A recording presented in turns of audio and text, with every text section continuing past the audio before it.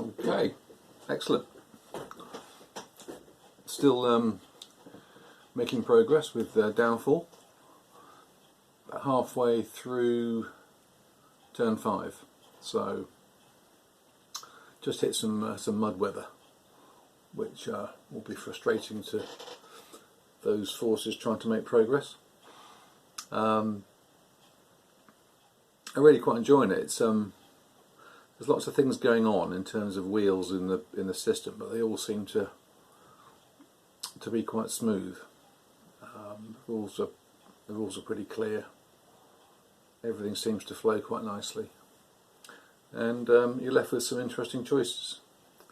So in the game, Italy did actually surrender due to a successful Allied invasion of Taranto. Actually, Sicily looked really quite tough. Both Syracuse and Palermo were well defended.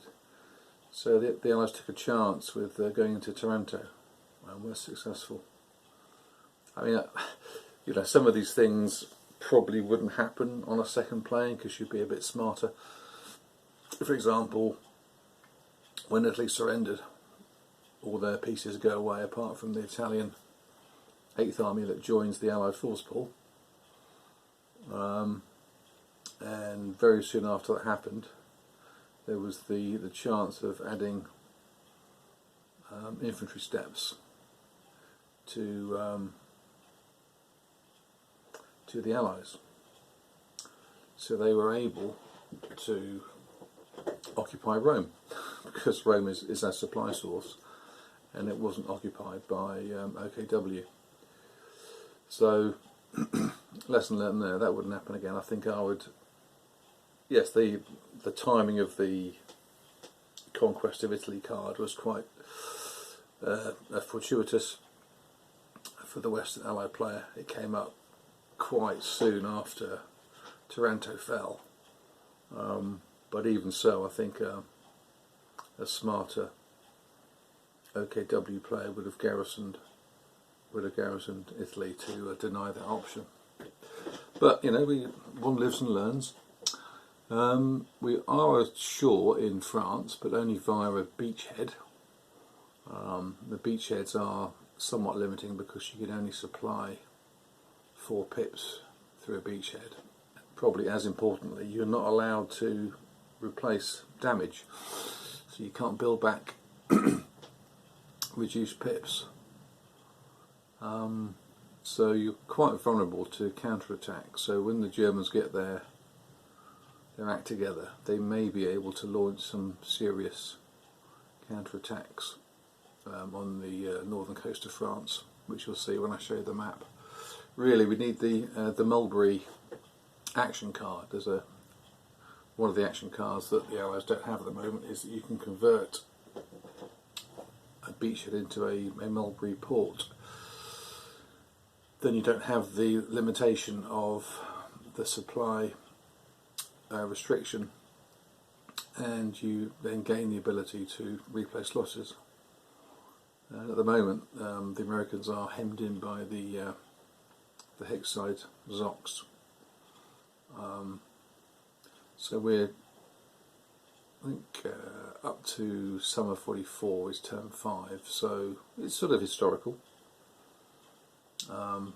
Just it could be quite tough to actually break out into France itself. And the Eastern Front is grinding slowly westwards. You always think that they're going to suddenly make a leap forward, but it tends to be done in smaller steps. But I think the third weather phase of turn 5 it goes back to clear weather, and I think by then the Russians will have built up a sufficient mass to make some significant gains. And again, you've got no real control over the air. The air comes and goes, so you need to take those opportunities when they present themselves. So they're hoping for some air unit timing to assist them in their plans. The strategic warfare tracks two are now. The Malta one is shut down. That's inactive. The Battle of the Atlantic is almost resolved, and the only one that there's been very little progress on is in the air war. I think that's probably the least important of the three. Still worth a victory point, which is standing at 7-6 at the moment, so the Russians are 1 point up in terms of victory points. So potentially another one when the convoy routes go, which could happen quite soon. So it's really quite close. Anyway, have a look at the map, see what you make of it. Okay, we'll start in Italy.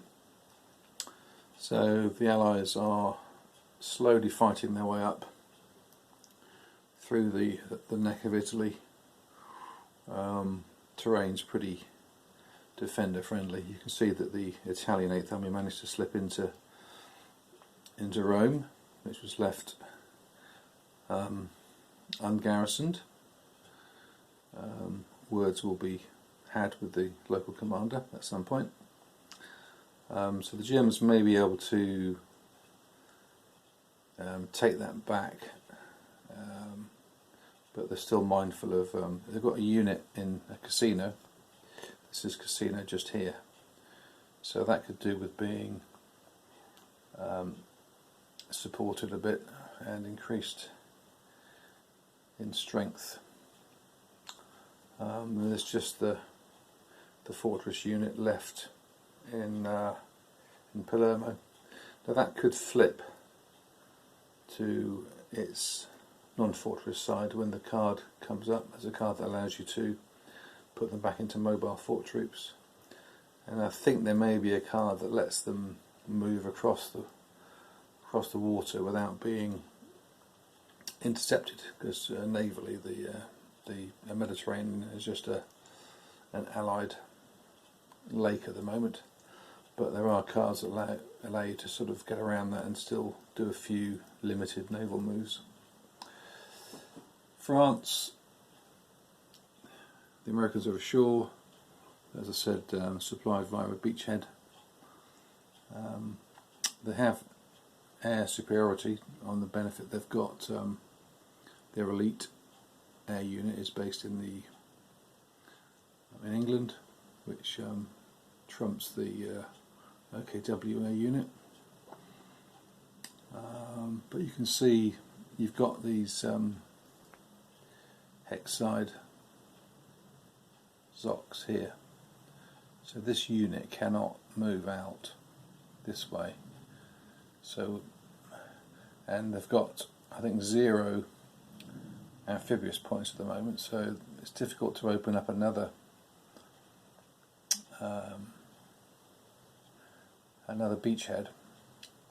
So if they can convert this into a Mulberry Harbour, they could maybe get another unit in here, and with the benefit of air power, and they've got some useful tactical cards. They've got a pattern card and some others. They may be able to make some progress into Cherbourg, but there's a fort in there. So I think the Germans are going to be happy to trade steps in there rather than take many retreats. So I don't know. And it is, this turn goes up until June 44. So, we're probably ashore in about sort of spring 44, as a guess, and that's why it's muddy. So maybe there's still time. And the Eastern Front, the Germans have pulled back a little bit. The Russians putting a bit of pressure. They've captured Kiev. They'll be knocking on the door of Minsk soon.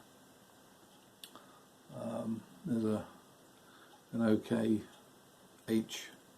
fortress unit which will probably try to get into Bialystok May fortified Vladivostok as a bit of a break to try and hold back the Russians, but it's very enjoyable. I hope to finish this one, and then with a bit of luck, play it face to face.